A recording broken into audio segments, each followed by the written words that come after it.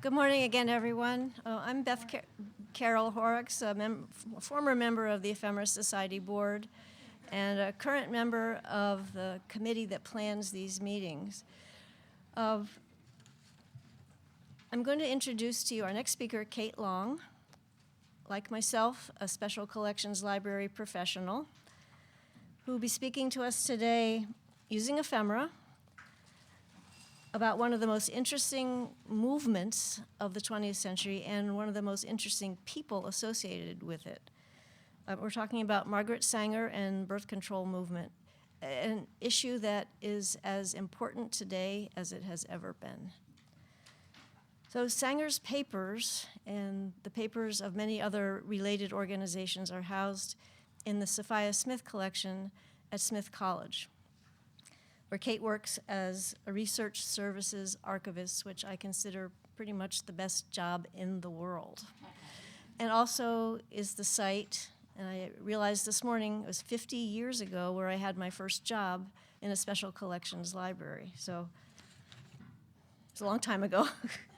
So before Smith, Kate worked at the Folger Shakespeare Library, the University of Maryland, and was an intern at the National Library of Medicine. So she has an undergraduate degree from SUNY New Paltz and her library degree from the University of Maryland. So in her professional life, Kate is active in connecting researchers to collections. What better? Especially collections with our favorite kind of resource, ephemera. So please join me in welcoming Kate Long.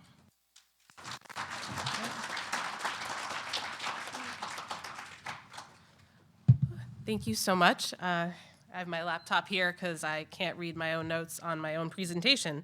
I'm Kate Long. I'm delighted to be here presenting to you all today. The topic, as you can see, is appealing to audiences during the birth control movement in the U.S., a selection from the Sophia Smith Collection of Women's History, one of the 3 repositories held in Smith College Special Collections in Northampton, Massachusetts.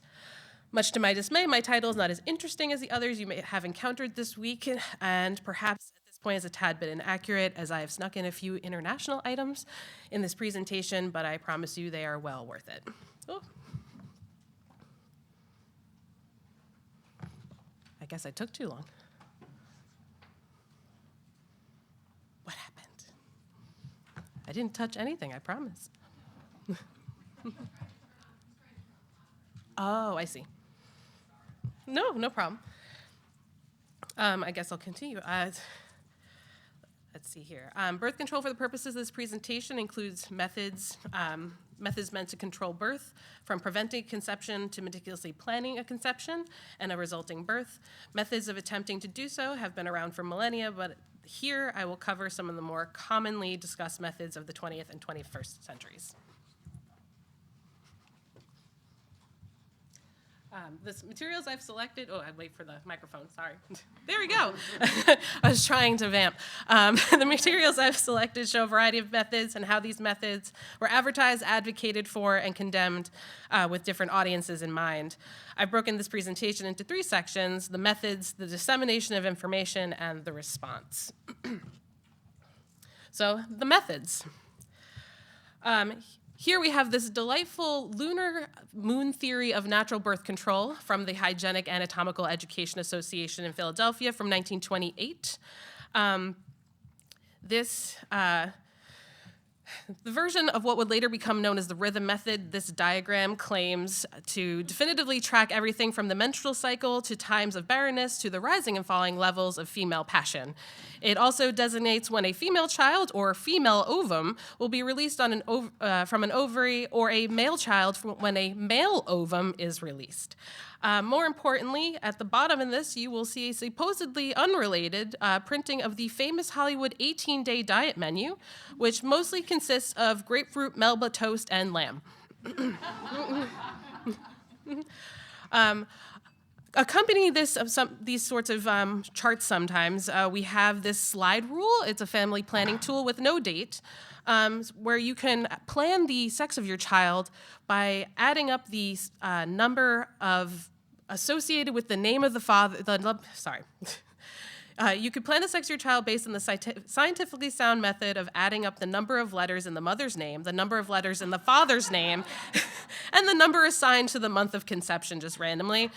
We tried this out with a bunch of staff members, and it has about an 80% fail rate. Let's see. So this may seem familiar. This is a Trojan brand condom wrapper from the 1920s or 30s.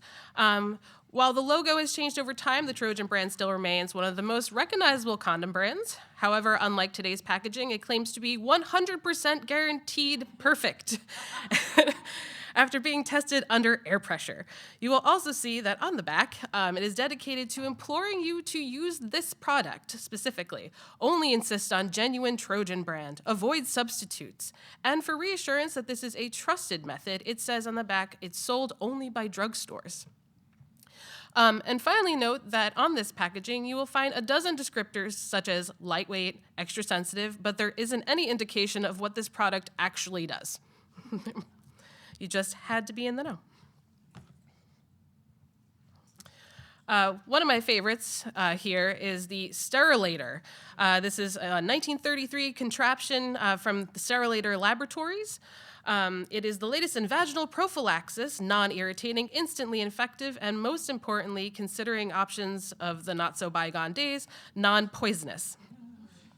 On the back, you'll see on the left-hand side, it says, it's a note from a Dr. A. Fuller, and it begins, "Gentlemen, I have secured a report from a reputable clinical laboratory, unnamed, on your Sterilator vaginal jelly as follows. Microorganisms mentioned here were killed after contact with Sterilator for one half minute. After more of Dr. Fuller's assurances, it is noted that this is an unbiased report, as Dr. Fuller has no connection with the manufacturer or sale of these products." So this is a pamphlet specifically to advertise to people who would be selling this Sterilator or prescribing it. And for those of you who are dying to know what the Sterilator looked like, here you have it. It is a glass and rubber applicator for spermicidal jelly containing lactic acid, boric acid, tartaric acid, formic acid, along with Chinasol aluminum compound, glycerin, tragacanth, and rose deodorant. Unlike the condom wrapper, this pamphlet is quite clear about the purpose of its product, as the ingredients are identified as being able to immobilize human spermatozoa.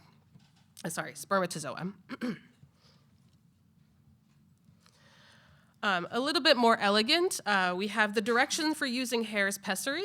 So this is late 20s, early 30s. This is an advertisement from London, a company called Lambert's, but how could I not include this beautifully illustrated presentation of inserting a diaphragm? While pessaries are usually associated with supporting pelvic organs such as uteruses, vaginas, and bladders, this product specifically mentions protecting against pregnancy. What I also appreciate about this product is that it has some great names for accompanying supplies, including contraceptiline jelly and a whirring spray syringe.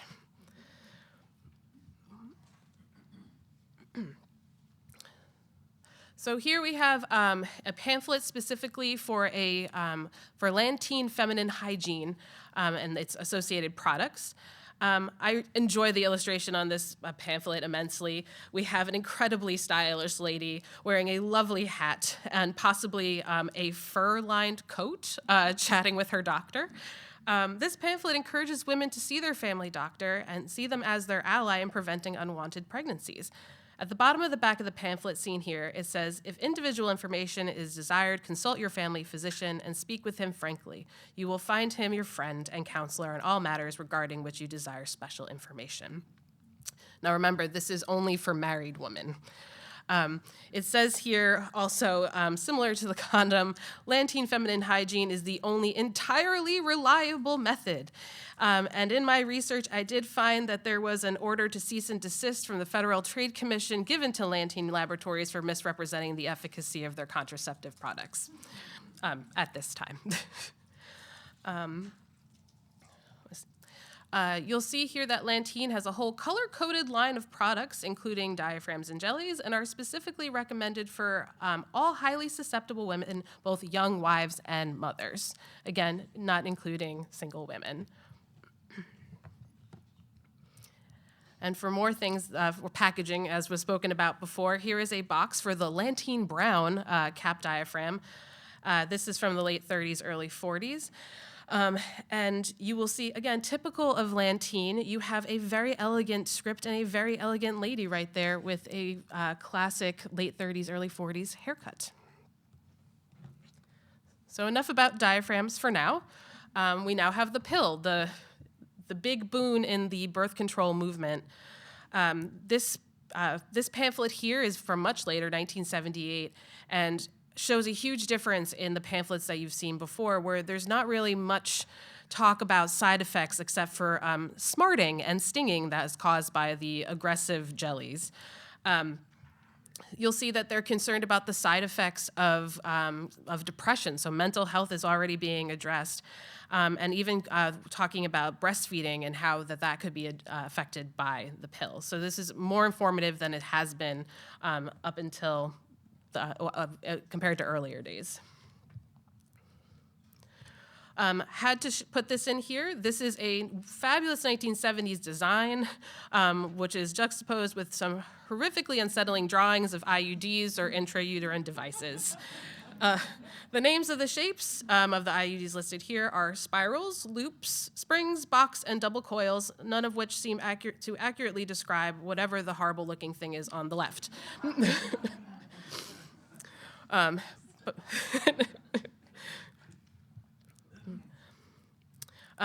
And to wrap us up in this section, I have the Delphin Contraceptive Foam pamphlet from 1968. This is another design masterpiece. I'm assuming that these shapes are supposed to represent ovaries, fimbriae, fallopian tubes, and eggs. But here we have a contraceptive foam rather than a jelly, an improvement, I think, which is designed to be used as a backup method when you forget to take your pill. So onto the dissemination of information. Thank you for pointing that out. I wasn't going to say it. So here we begin with Margaret Sanger, one of the most visible and memorable advocates for the birth control movement. Most of the information that we have in our collection about birth control, especially from the earlier days, does come from Margaret Sanger and the variety of institutions that she developed, including Planned Parenthood, the Margaret Sanger Research Bureau, and just her own papers as well. I loved here her book plate, because how could you not have a book plate at an Ephemera presentation? This is her book plate from 1935, where it's this really beautiful illustration of a mother with a child, which you really wouldn't associate, again, with the birth control movement. But it's a reminder that the movement was originally designed to help mothers control the size of their family so that they didn't suffer, and to improve the health of the family and community at large.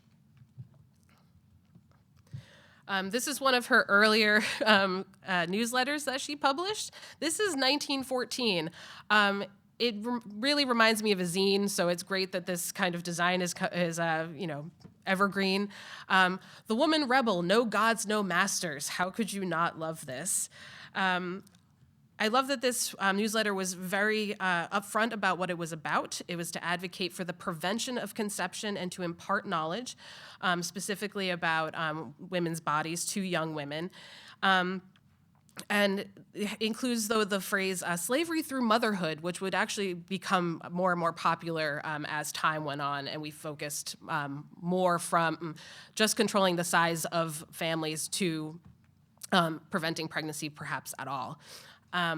Let's see, the newsletter also is progressive because it doesn't condemn sex workers, but rather prioritizes economic emancipation of women and information about protecting yourself. So pretty progressive for 1914. This is, you might have seen this before if you're familiar with the birth control movement. This is a flyer for the 46th Amboy Street Clinic, established by Margaret Sanger, her first one. This is the first clinic for mothers she established specifically. It's in 3 languages, and it was posted in Brooklyn. It's in English, Yiddish, and Italian, representing the large communities in that area who would very much benefit from having information about controlling the size of their families, and it encourages to come. Can you afford to have a large family? Do you want any more children? If not, why do you have them? We know why, but it does advertise that you can get information from trained nurses. So much different from the back alley snake oils that people had been used to in the late 19th century. This is one of my favorite items that I've found in the collection, along with the accompanying note from it. This is a mimeographed copy of Margaret Sanger's Family Limitations, which is actually called Family Limitation, which is a pamphlet on preventing pregnancy. It's been published and republished dozens of times, hugely prolific throughout the 1910s, 1920s, and later. The letter that came with this document stated that the woman who donated it found it in the back of her mother's recipe book. A clear indication to both her and us that her mother did not want this document to be so easily found. And it's a great snapshot to see how women were sharing information with each other or gathering information for themselves by making copies of essential pamphlets and tucking them away where men would not find them. So here's my other international item. These are advertisements for the Labrasseur Surgical Manufacturing Company Limited based out of Birmingham, I believe. It's from 1926, and here you'll see in the red advertising area, it advertises Family Limitation from Margaret Sanger as a pamphlet for sale. Along with that, underneath the words birth control, it says it's explaining birth control methods in plain and simple language. So it also includes pamphlets by a Dr. Marie Stopes, called A Letter to Working Women, as well as another pamphlet called Married Love. So obvious, there are quite different audiences there. Well, not quite different. Working women do get married. I'd also like to point out this unsettling special note regarding throwouts at the top. It says here, in consequence of the rigid examination and severe tests to which all rubber goods cataloged in this list are subject before being dispatched to our customs, we have from time to time a daily heavy accumulation of rejected goods. Although the defects were most minute and imperceptible, we are offering these at the special low price of 4 and 6 per gross. I don't know what these rubber objects are, but considering the rest of the advertisements, I'm a little concerned that people would be advertising selling the defective objects, merchandise.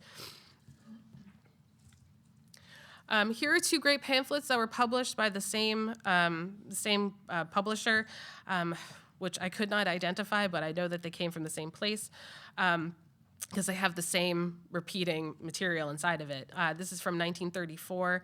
On one side, we have marriage hygiene, and the other birth control. On marriage hygiene, it says, as prescribed by physicians, with a photo of a very distinguished doctor.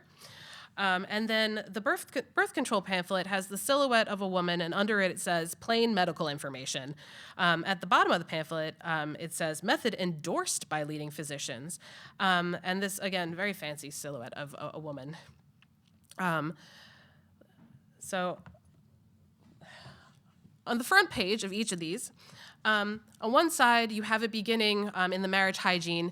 It says, do you take this man to be your lawfully wedded husband? I do.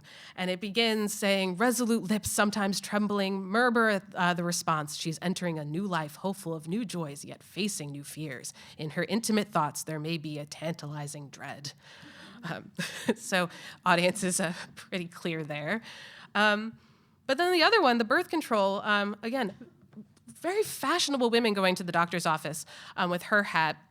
And it's a little scene in the doctor's office where she says, good morning. And it says she addressed a distinguished looking gray-haired man. as the doctor.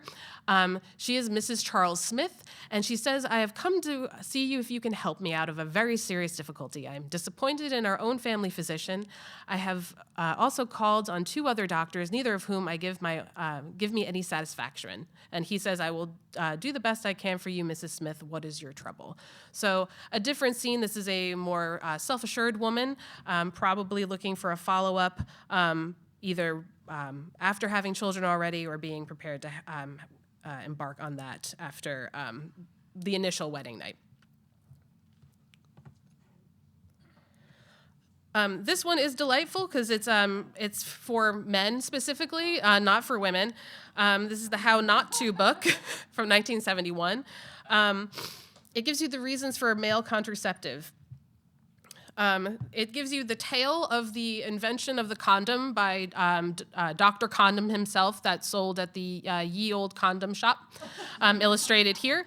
Casanova is famously illustrated up there. He is a proponent of condoms and other such male contraceptives. And because, of course, you need this in a condom advertisement, a little lamb. How adorable up here.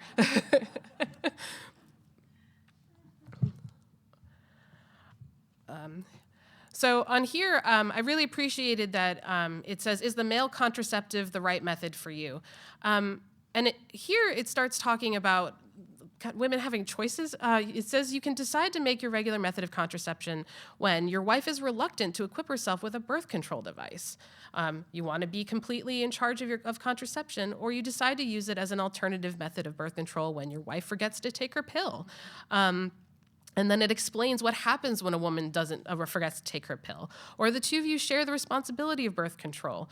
And then your wife has just given birth. In that case, the doctor might be reluctant to have her go back on the IUD or the pill immediately. So it's a really, throughout the pages, it was a really comprehensive guide to different birth control methods in addition to the condom, just so men understood that there were risks with some other contraceptive methods, and the condom was the most friendly thing. And then, of course, there were advertisements for spermicidal jelly and all that stuff, because it had to, of course.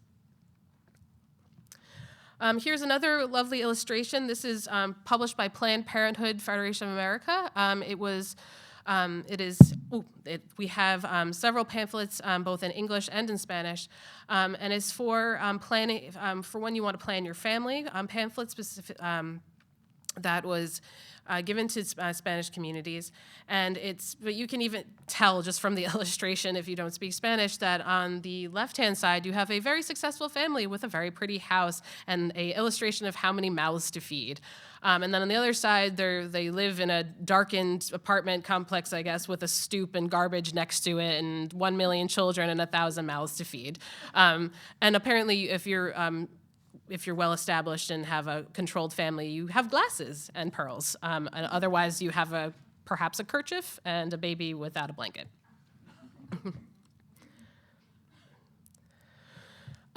So coming off of the popular mechanics presentation, we have modern life is based on control and science, which I'm assuming this is, this is the mid-20th century, advertising towards, I think, probably a more male population, because science is not for ladies. So here you have control of the speed of your automobile. We control machines. We endeavor to control disease and death, and let us control the size of our family to ensure health and happiness. Another graphic object of interest. So this is the Birth Control, Abortion, Venereal Disease, a guide for the Boston University student. 1969, if you couldn't tell from the design, especially the student union logo with the rainbow underneath. This was specifically pointed out on the inside that they were publishing it as a point of rebellion because this information wanted to be kept hush-hush, but they wanted to share information about preventing STIs and pregnancies and how to find a safe abortion among the university students, even though it was trying to be quashed. But of course, it's just really fabulous to look at.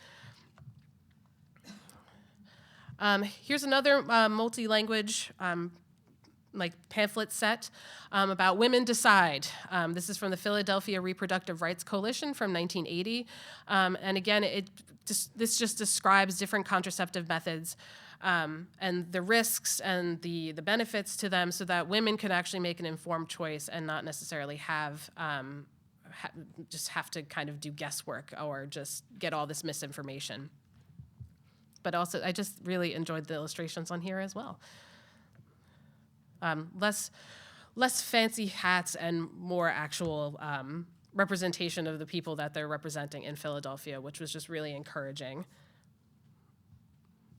So this is from 2002. This is the latest object I'll show you. This is an emergency contraception flyer. It is from Princeton, and here it says, right about now, you might be interested in emergency contraception. If you couldn't tell, this is a very broken condom. This is very clearly user error indeed. But it was just nice. I think this is a screenshot. It was printed out on a piece of paper, but I think it was a screenshot because it does have a URL at the end, unless it was a magazine insert. The last piece of this section, this is, I think, my last international one. This is Lal Tikan, the elephant from the Lal Tikan Society in the 1960s, who specifically handed out condoms and birth control pamphlets to people throughout India. I think that this is the best method of disseminating information, and we should bring this back for all purposes. So highly recommend. I really appreciate that. There was a note with the picture that was while the Lal Tikan Society was being dissolved, they wanted to have basically an endowment to take care of Lal Tikan so that she could retire and would be well taken care of. So now the response.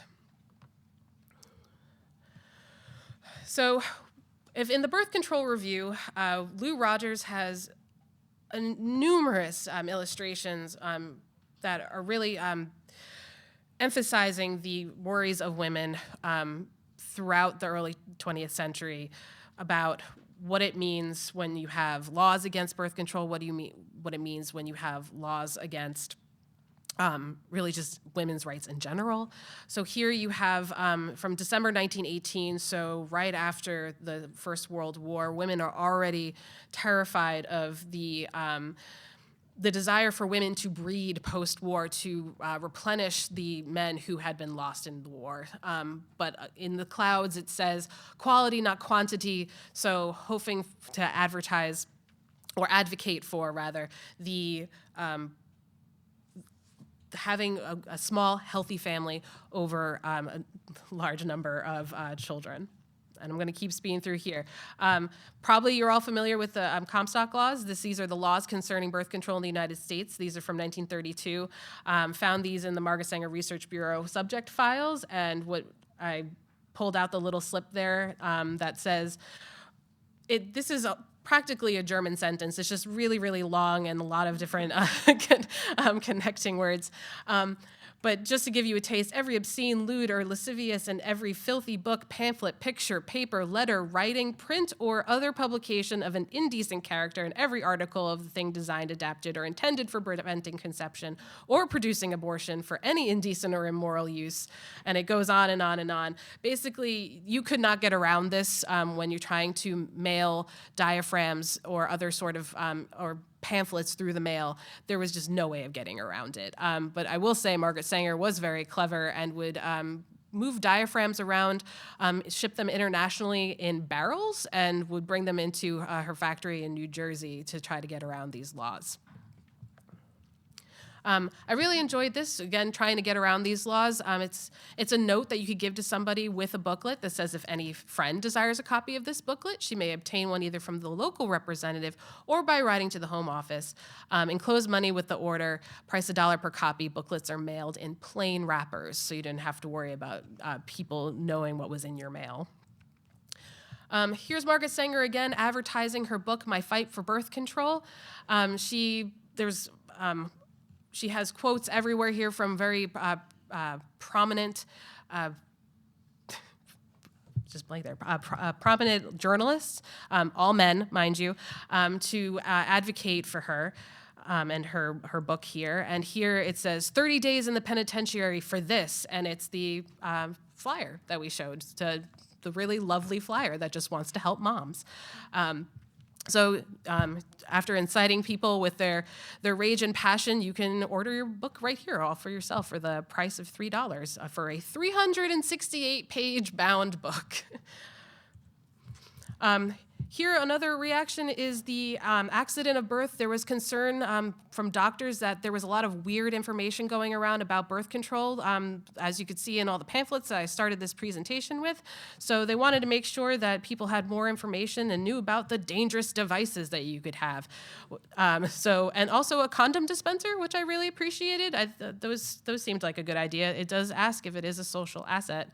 And then you see the dangerous devices of those lovely spring diaphragm rings, which I found in a box in the collection, which when I opened it, I was like, oh, okay.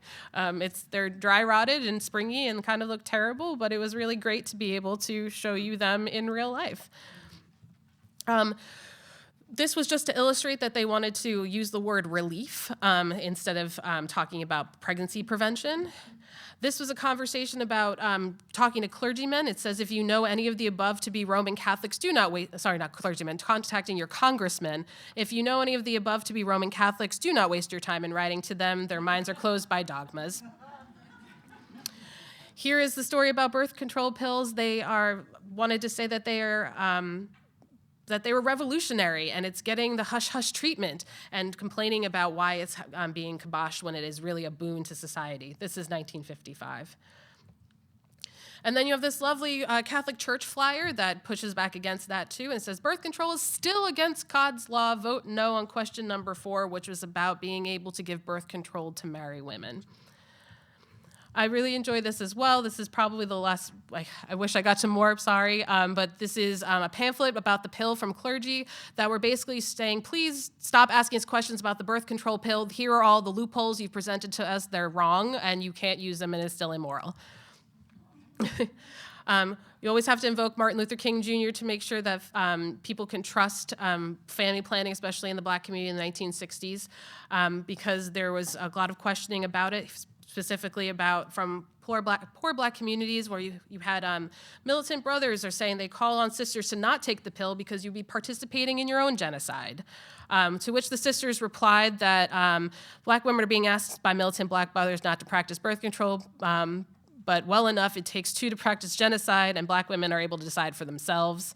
And I'll finally end on this Time magazine cover with an article about why the pill is one of the best things that has happened to women in conception in 1967. I made it through the whole thing. Thanks very much.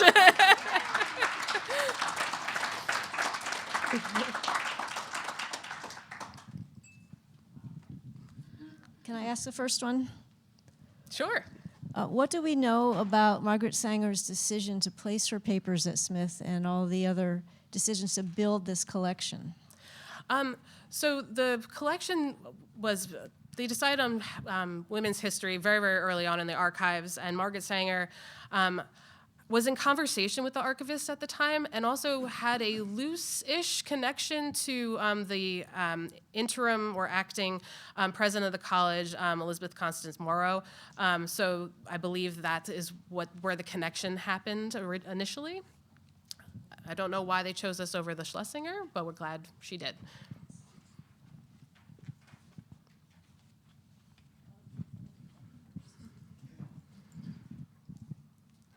When the pill was introduced and its side effects were well publicized, there must have been other kinds of decisions to be made about who was going to be responsible.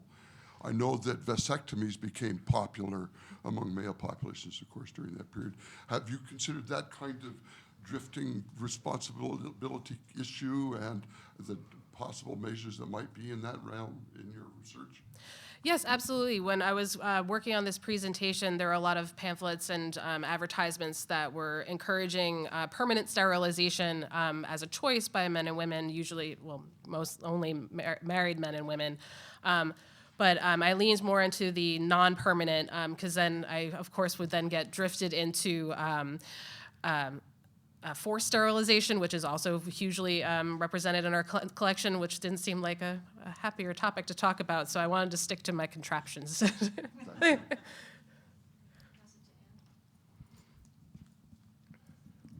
Hi, that was a great talk.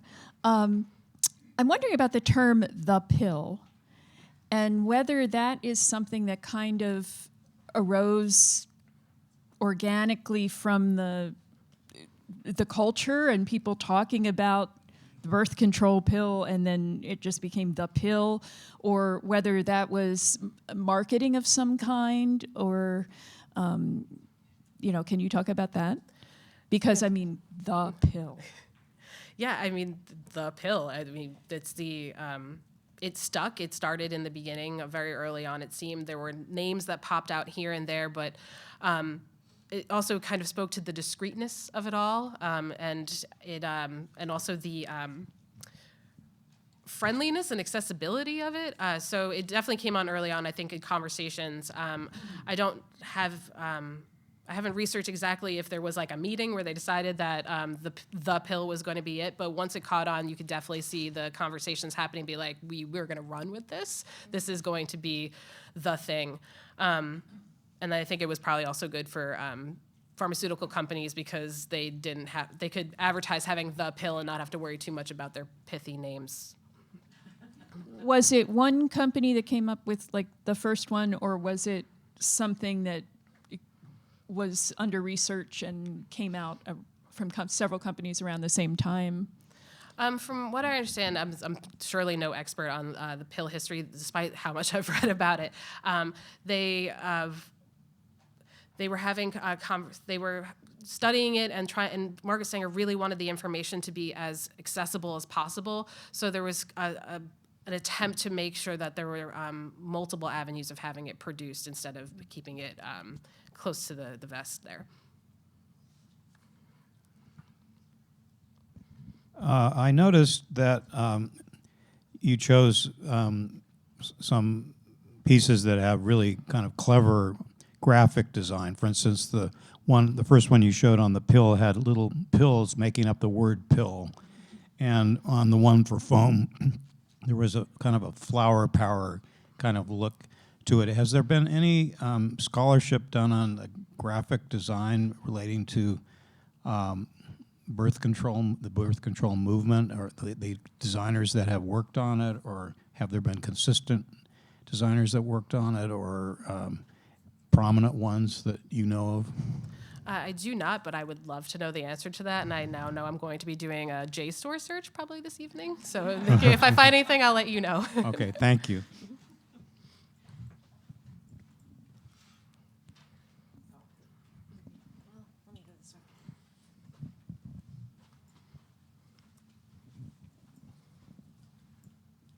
Thank you. I love this presentation, and the drawings, I mean, everything was so just cleverly done. But of course, being a musician, it made me think of Loretta Lynn's great song, The Pill, for which she took a lot of blowback. But I really love that you included Margaret Sanger's bookplate. That was so beautiful. But just to bring things down to the lowest common denominator, which I've already got a reputation for doing based on my last presentation, I was wondering why maybe she didn't print a special one that instead of ex libris said sex libris. You may use that in your next presentation. Thank you. I appreciate all the pun ideas. I will take whatever people have for me.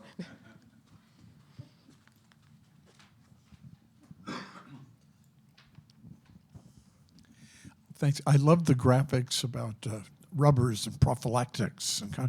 But did you find much ephemera about vasectomies?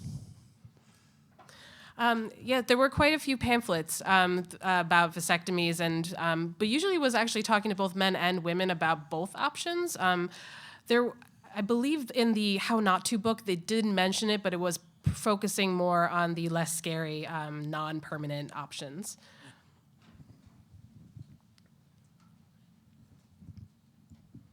And just as a an overview of this. This is such a small piece of the collection that we have. I was very razor sharp in what I was looking for this presentation. There's so much information, and if you are interested in this topic, please do visit, and I will give you all of the information that I have and push you towards all the collections. There will be a research guide coming based on this presentation. Hi, thank you. I really enjoyed the presentation. So I had a question. Obviously, Margaret Sanger did a lot of great things, but was also a eugenicist. And I was wondering, when I'm looking at the broadside that has the Yiddish and the Italian on it, I know that a lot of her kind of eugenics ideas were around disability. But I was wondering if you found anything that was also related to, anxieties around immigration and the population that was kind of burgeoning in New York especially, and whether that broadside might be connected to those ideas. You cannot separate birth control from anxieties about certain populations growing or just population growth in general. As my director says, you can't go into the 1930s and you swing a dead cat and you'll hit a eugenicist. It was just popular at the time, unfortunately. While reading a lot of Margaret Sanger's materials and learning more about her, the group of people that she was working with really believed that they were helping women first and foremost in a small, local first, and then expanding, and then it was the world, and then there were some really questionable things happening in areas like Puerto Rico where they were experimenting about how to do population control, which provided benefits, but then obviously is complicated. So there obviously is going to be, anytime an immigrant population or a marginalized community is addressed in this way, it is going to come from a white lens, a white supremacist lens, which is why historically Black communities have had such an anxiety around birth control and other sorts of methodologies because of that fear of being controlled, and also the bad relationship, to say it lightly, between doctors with that subject. Thank you. Time for just one more, and all right, Barbara, do you still? Wait. I can speak loud.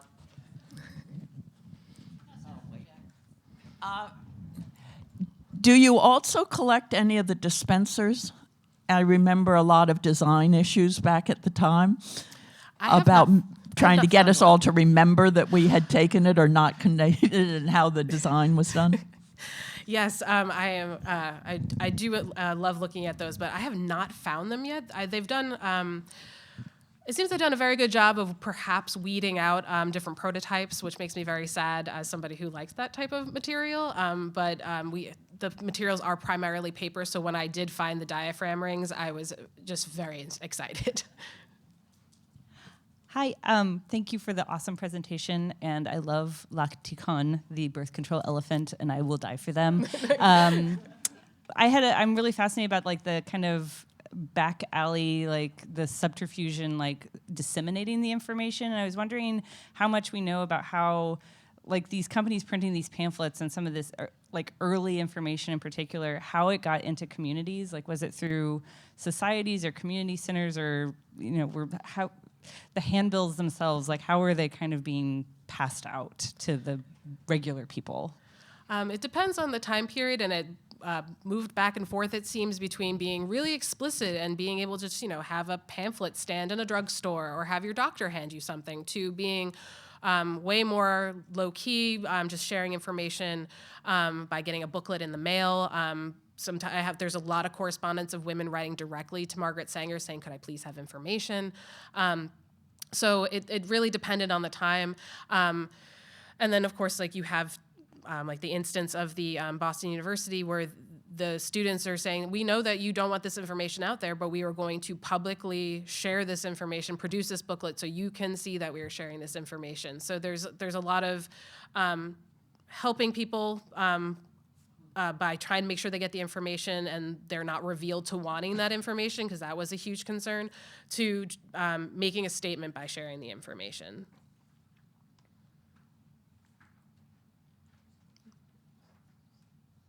All right, well, I guess that's it. Thank you.